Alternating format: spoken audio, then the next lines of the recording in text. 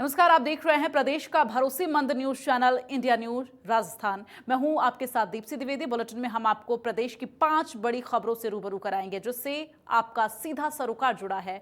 पहली खबर राजनीति से जुड़ी है। कल दिल्ली में मुख्यमंत्री अशोक गहलोत के दिए गए बयान पर नेता प्रतिपक्ष गुलाब चंद कटारिया ने पलटवार कर दिया है और इसके साथ ही आपको बता दें कि सीएम गहलोत ने कल कटारिया को मेंटली डिस्टर्ब बताया था और इस पर कटारिया ने पलटवार किया। दूसरी खबर दिल्ली के जहांगीरपुर इलाके में हुई हिंसा को लेकर है। कांग्रेस प्रभारी अजय माकन ने इस हिंसा को निंदनीय बताया है। इसके साथ ही इलाके में की गई कार्रवाई को गलत बताया है। तीसरी बड़ी खबर अलवर से होगी। यहां एसीबी की टीम ने तिजारा नगरपालिका के कनिष्ठ लिपिक को 7.5 लाख की रिश्वत लेते ट्रैप किया है। चौथी खबर उदयपुर वाटी से है। यहां पुलिस ने जाली नोट चलाने वाले गिरोह का पर्दाफाश कर 3 आरोपियों की गिरफ्तारी की है। तो ये 5 बड़ी खबरें और प्रदेश की इन 5 बड़ी खबरों पर लगातार हमारी नजर है। और सबसे पहले आगे बढ़ते हुए बात करेंगे, सीएम अशोक गहलोत ने समीक्षा बैठक ली है। ये बड़ी खबर इस वक्त की, स्वास्थ्य विभाग की समीक्षा बैठक ली है। ये बड़ी जानकारी इस वक्त की, कोविड के बढ़ते केसेस को लेकर समीक्षा की गई है। चिरंजीवी स्कीम को लेकर समीक्षा की गई है। ये बड़ी जानकारी। ओपीडी आईपीडी को लेकर समीक्षा बैठक हुई है।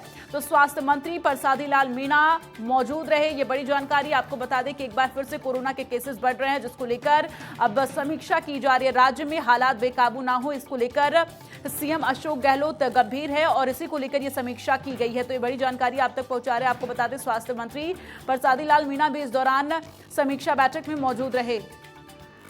तो राज्य में स्वास्थ्य महकमा कितना अलर्ट है और किस तरह से सुविधाएं लोगों तक सही तरीके से पहुंच पाएंगी अगर स्थिति जो है बेकाबू होती है, इसको इन तमाम बिंदुओं को लेकर चर्चा की गई है, अब समीक्षा की गई है।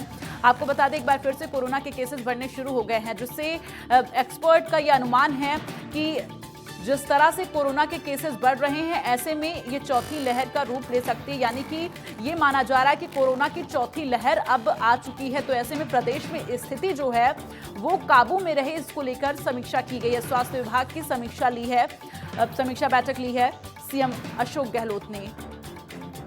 तो कोविड के बढ़ते केसेस को लेकर यह समीक्षा की गई है। ओपीडी आईपीडी को लेकर समीक्षा की गई है। आपको बता दें कि राज्य में स्वास्थ्य महकमा किस तरह से अलर्ट है, इसको लेकर समीक्षा हुई है और इसके साथ ही इस दौरान स्वास्थ्य मंत्री परसादी लाल मीणा इस बैठक में मौजूद रहे जहां पर सीएम अशोक गहलोत ने एक बिंदु पर समीक्षा की है कि किसी भी तरह से स्थिति जो है वो बेकाबू ना हो। आपको बता दें कि देश के कई राज्यों में इन दिनों कोरोना के केसेस एक बार फिर से बढ़ने शुरू हो गए हैं और तमाम ऐसे राज्य हैं जहां पर कोरोना की पाबंदियां जो हैं वो लगा दी गई हैं। एक बार फिर से मास्क अनिवार्य कर दिया गया है। अब लोगों को सोशल डिस्टेंसिंग का पालन करना बेहद जरूरी होगा। तो ऐसे में ये तमाम जो प्रतिबंध हैं एक बार फिर से शुरू कर दिए गए हैं और अगर बिना मास्क के कोई दिखाई देता है तो उस पर जुर्माना लगाया जाएगा।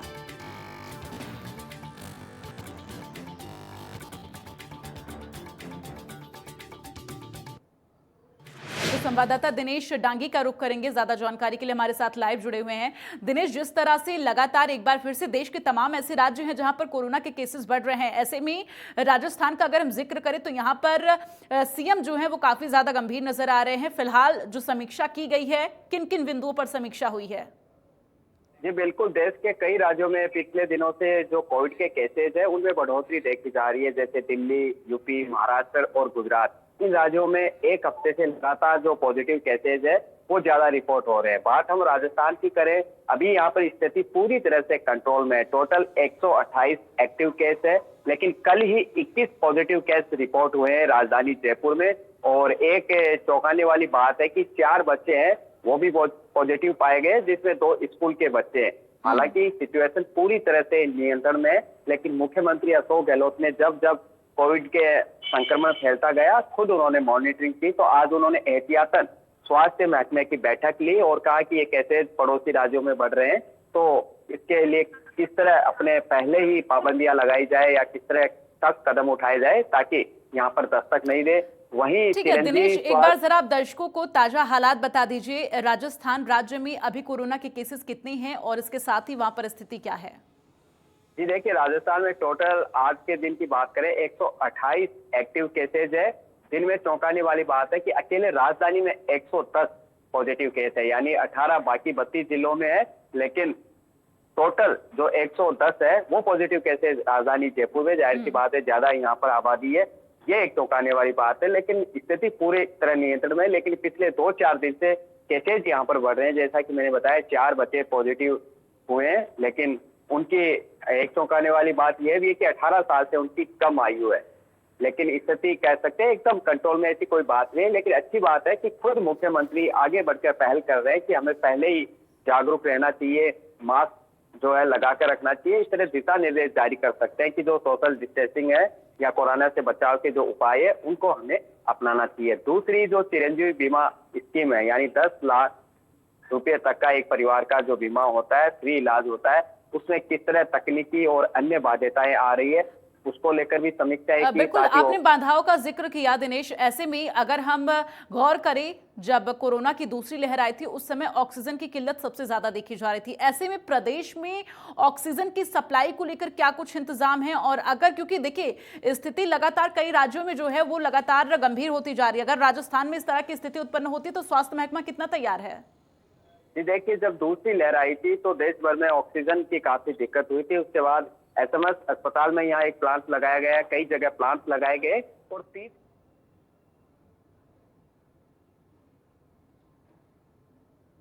मान नहीं रही थी। तो तीसरी लहर में हम देख चुके हैं कि ऑक्सीजन की जरूरत पड़े, इस तरह के हालात चौथी लहर की जो आशंका या आहट जताई जा रही है। हालांकि एक्सपर्ट कह रहे हैं कि चौथी लहर कब आएगी या नहीं आएगी, इसको लेकर अभी उनमें डिस्कशन जारी है। तो वैसी स्थिति यहाँ पर अभी बिल्कुल भी नहीं है। और जैसा कि मैंने बताया कि जब दूसरी लहर में ऑक्सीजन की जरूरत पड़ी तो उसके बाद यकीनन, जैसे एसएमएस अस्पताल में एक बड़ा प्लांट यहाँ पर लगाया गया है और भी कई जगह ऑक्सीजन के लिए जो प्लांट है वो लगाए गए हैं। ठीक है, चलिए, तमाम जानकारी के लिए दिनेश बहुत बहुत धन्यवाद और अपनी नजर बनाकर रखिएगा, तमाम अपडेट आपसे लेते रहेंगे। फिलहाल आगे बढ़ते हुए दूसरी बड़ी खबर का रुख करेंगे। दिल्ली के जहांगीरपुरी में हुए हिंसा के बाद कल एमसीडी द्वारा हुई तोड़फोड़ की कार्रवाई के बाद आज कांग्रेस का डेलीगेशन जहांगीरपुरी पहुंचा। डेलीगेशन में राजस्थान कांग्रेस प्रभारी अजय माकन भी मौजूद रहे। इस दौरान उन्होंने कल की कार्रवाई को गलत बताया और उन्होंने कहा कि ये गरीबों पर वार है, बिना नोटिस दिए किसी का भी मकान गिराना गलत है।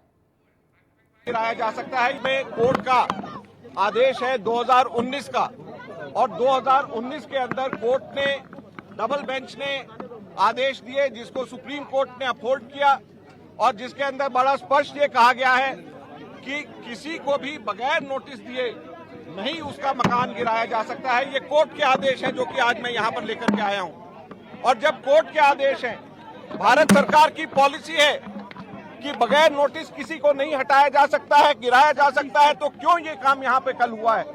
और मैं आप सब लोगों से कहना चाहता हूँ कि कृपया करके इस पूरी की पूरी प्रक्रिया को धर्म के चश्मे से ना देखें, इसमें धर्म के चश्मे का इस्तेमाल ना करें। ये केवल और केवल गरीब के पेट के ऊपर लात मारी गई है। ये केवल इस वजह से हुआ है क्योंकि हमारे देश के अंदर बेरोजगारी और महंगाई से सबसे ज्यादा अगर पीड़ित है तो गरीब लोग पीड़ित हैं। आज उनका ध्यान भटकाने के लिए आज उनको धर्म के नाम पे बांटने की कोशिश करी जा रही है। तो किसी भी तरीके से किसी को भी धर्म के चश्मे से इसको देखने की जरूरत नहीं है, ये मैं कहने के लिए। राजस्थान में विधानसभा चुनाव को अभी 1 साल है, लेकिन अभी से ही सियासत गर्म होने लगी है। कल दिल्ली में मुख्यमंत्री अशोक गहलोत के दिए बयान पर नेता प्रतिपक्ष गुलाब चंद कटारिया ने पलटवार किया है। आपको बता दें कि सीएम गहलोत ने कल कटारिया को मेंटली डिस्टर्ब बताया था, जिस पर कटारिया ने पलटवार करते हुए कहा कि कांग्रेस राजस्थान में अपनी सत्ता को टिकाए रखने के लिए कुछ भी बयानबाजी करती है। सभी जगहों पर हार का सामना करने के बाद मुख्यमंत्री चिढ़े हुए हैं। कांग्रेस मेवाड़ में एक चिंतन शिविर कर रही है। ऐसे में मेवाड़ का प्रभाव कांग्रेस पर पड़ेगा तो उनमें भी देशभक्ति जागेगी। करने के लिए छूट तो मैं सकता हूँ आधा मेंटल डिस्टर्ब लगता है मुझे। गुलाब चंद कटारिया मेंटल डिस्टर्ब लगते हैं। अपनी पार्टी में तो उनको सम्मान नहीं मिल रहा। कुछ कारण जरूर है, जब वो भभक जाते हैं, जब मीडिया के सामने आते हैं तो ऐसे शब्द काम देते हैं, चाहे मेरे बारे में हो चाहे और नेताओं के बारे में हो। कोई सोच नहीं सकता कि ऐसे शब्द काम दिए जाते हैं क्या। मुख्यमंत्री जी अभी खींचे हुए हैं, उनको पार्टी का इतनी तरफ से प्रेशर है और हर एक एमएलए इस समय काका जी बने हुए हैं और उनको खुश रखने के लिए उनको सब प्रकार की लूट करने के लिए छूट देनी पड़ी है। मन तो दुखी उनका भी होता है कि भाई वो बेगू का कैसे बोल रहा है, फला कैसे कर रहा है, लेकिन वो मजबूर हैं क्योंकि उनको सरकार टिकाए रखना है। तो जो सरकार टिकाए रखने के लिए राजस्थान को दांव पे लगा चुका है, उसको कुछ बोलने का अधिकार जनता ने।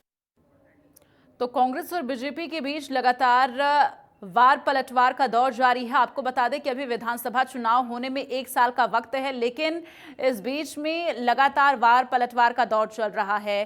कांग्रेस मेवाड़ में चिंतन शिविर कर रही है, ये कटारिया की तरफ से कहा गया। और ऐसे में आपको बता दें कि कल सीएम अशोक गहलोत ने मेंटली डिस्टर्ब कटारिया को बताया था, जिसके बाद से अब कटारिया की तरफ से पलटवार किया गया है।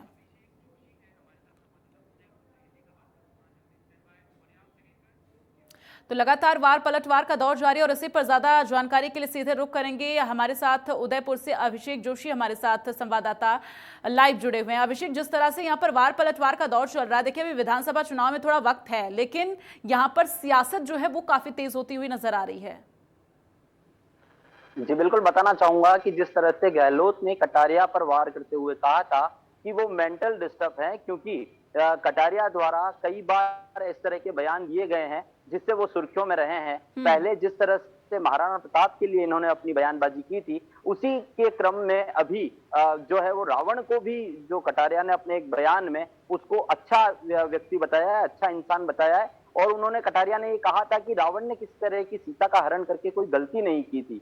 और इस तरह का जो ये बयान था जो कटारिया का, वो वायरल हुआ था। और उसके बाद जो गहलोत ने ये बात कही थी कि वो मेंटल डिस्टर्ब हो गए हैं, उसी पर कटारिया ने पलटवार करते हुए आज ये बात कही है कि जो कांग्रेस सरकार है वो 4 राज्यों में चुनाव हार चुकी है, लेकिन राजस्थान में अपनी सरकार को टिकाए रखने के लिए किसी भी तरह की बातें जो है वो राजस्थान सरकार द्वारा की जा रही है। और जिस तरह से लगातार बयानबाजी दोनों ही बीजेपी और कांग्रेस की तरफ से सामने आ रही है, इसमें कोई ये आज की बात नहीं है। हमेशा से जब जब चुनाव नजदीक आए हैं तब इस तरह की जो सियासी बयानबाजी है वो शुरू हो जाती है। और जिस तरह से कटारिया हमेशा अपने विवादित बयानों के लिए सुर्खियों में रहे हैं, उसी तरह से इस बार फिर रावण को अच्छा व्यक्ति बताने के बाद से भी उनकी किरकिरी सभी जगह हो रही थी। उसके बाद इस तरह के एक बयान सामने आए हैं। और आज जिस तरह से कटारिया ने कहा है कि राजस्थान सरकार अपने आप को टिकाए रखने के लिए इस तरह की अनर्गल बयानबाजी कर रही है, उन्हें ये करने का किसी तरह का कोई अधिकार नहीं है। अच्छा, लेकिन अभिषेक देखिए, गौर करने वाली बात यह भी है कि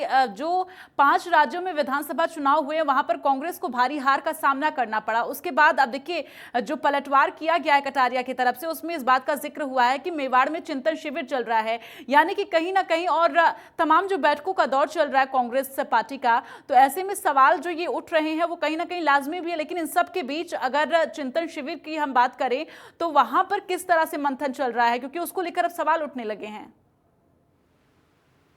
जी बिल्कुल, आगामी दिनों में मेवाड़ में जो चिंतन शिविर बड़े बृहद लेवल पे आयोजित होने वाला है, उसमें जो कांग्रेस के शीर्ष नेतृत्व है वो भी मेवाड़ पहुंचेंगे और यहाँ पर जो कांग्रेसी लोग हैं उनके साथ बैठ के चिंतन शिविर किया जाएगा। और इसको लेकर भी कई बातें जो हैं वो बीजेपी के खेमे में चल रही है, क्योंकि जिस तरह से कांग्रेस कभी मेवाड़ को जीत नहीं पाई है, तो मेवाड़ को जीतने के लिए कांग्रेस को अच्छा दमखम लगाना पड़ेगा।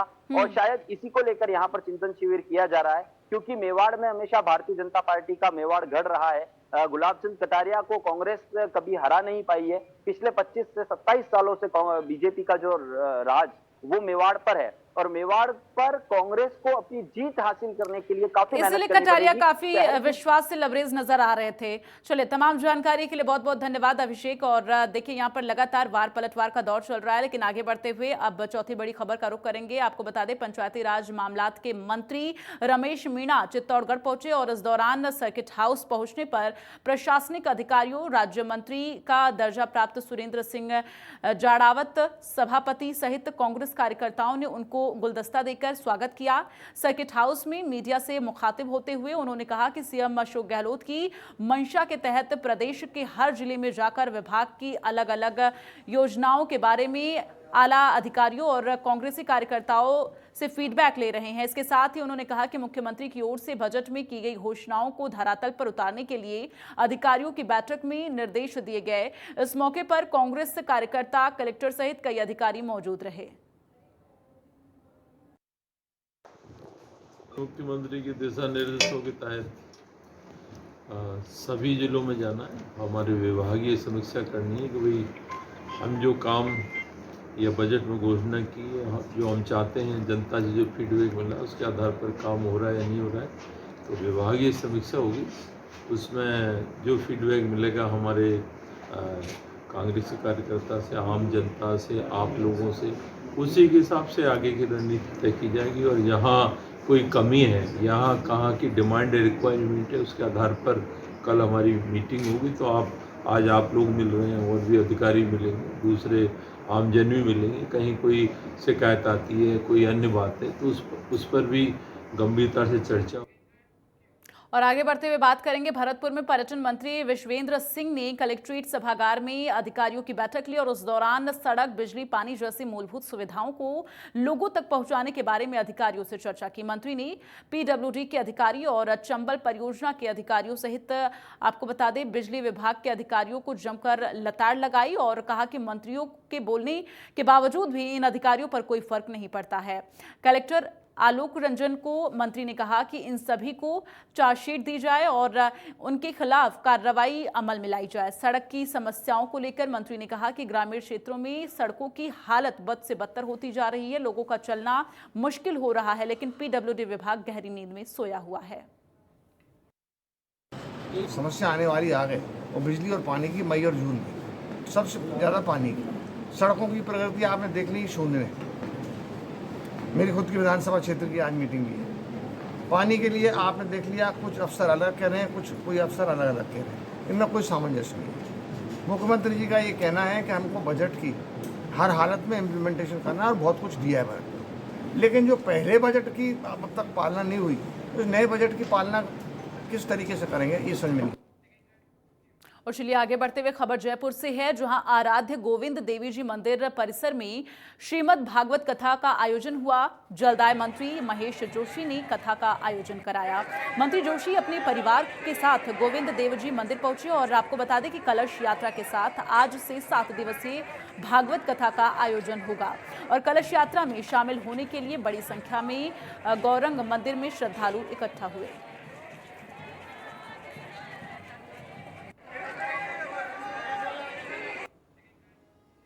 खाजूवाला में चिकित्सा, स्वास्थ्य और परिवार कल्याण विभाग के नेतृत्व में खाजूवाला सीएचसी में स्वास्थ्य मेला लगाया गया। मेले का शुभारंभ बीएसएफ 114वीं वाहिनी commandant Hemant Kumar Yadav, BCMO doctor Abdul Rashid, चिकित्सा प्रभारी डॉक्टर अमरचंद बुनकर ने फीता काटकर शुभारंभ किया। इस मौके पर बीसीएमओ ने बताया कि मुख्यमंत्री चिरंजीवी स्वास्थ्य बीमा योजना राज्य सरकार की महत्वाकांक्षी योजना है। सबको स्वास्थ्य, सबको इलाज उपलब्ध करवाने के लिए राज्य सरकार ने आमजन को बेहतर और फ्री स्वास्थ्य सेवाएं प्रदान की। मेले में लोगों को स्वास्थ्य विभाग की सभी योजनाओं की जानकारी दी गई, साथ ही आमजन को कई योजनाओं से लाभान्वित किया जा रहा है। मेले के दौरान चिरंजीवी स्वास्थ्य बीमा योजना और बीमा पॉलिसी के लिए पंजीकरण भी किया जा रहा है। इस तारीख को 21 अप्रैल को अपने खाजूवाला में आयुष्मान भारत योजना के तहत स्वास्थ्य मेले का आयोजन किया जा रहा है, जिसमें राज्य सरकार और केंद्र सरकार की विभिन्न तरह की जो भी योजनाएं चल रही हैं और जो भी गतिविधियां हैं उसके बारे में पूर्ण जानकारी है। और उसके साथ में हमारे विशेषज्ञ चिकित्सक परामर्श के द्वारा सेवाएं दी जा रही है, जिसमें से फिजिशियन, स्त्री रोग विशेषज्ञ, दंत रोग विशेषज्ञ और शिशु रोग और सर्जन, और साथ में आंखों वाले डॉक्टर, आई स्पेशलिस्ट, वो भी इसमें सेवाएं। उपनेता प्रतिपक्ष राजेंद्र सिंह राठौड़ का आज जन्मदिन है। इस मौके पर आपको बता दें भरतपुर में रक्तदान शिविर का आयोजन किया गया। शिविर में बीजेपी पदाधिकारियों और कार्यकर्ताओं ने बढ़ चढ़कर हिस्सा लिया और रक्तदान किया। पूर्व बीजेपी जिला अध्यक्ष भानु प्रताप सिंह ने बताया कि बीजेपी नेता राजेंद्र सिंह राठौड़ के जन्मदिन पर प्रदेश भर में रक्तदान शिविर का आयोजन हो रहा है। साथ ही उन्होंने बताया कि शिविर में 151 यूनिट रक्त संग्रहण का लक्ष्य रखा गया है। शिविर के दौरान बीजेपी कार्यकर्ताओं ने रक्तदान करने वाले रक्तदाताओं को फल बांटे। राजस्थान में भारतीय जनता पार्टी के नेता विधानसभा में उप प्रतिपक्ष के नेता सम्मानीय राजेंद्र राठौड़ जी का जन्मदिन है। उनके जन्मदिन को भारतीय जनता पार्टी के युवा मोर्चा और भारतीय जनता पार्टी के सभी कार्यकर्ता पूरे राजस्थान में ब्लड डोनेट दे करके फल गरीबों को फल वितरण करके मंदिरों की सफाई हॉस्पिटलों की सफाई करके उनके जन्मदिन को मनाया जा। और चलिए इन्हीं खबरों के साथ इस बुलेटिन में फिलहाल के लिए बस इतना ही। आगे भी खबरों का सिलसिला लगातार जारी, आप देखते रहिए इंडिया न्यूज।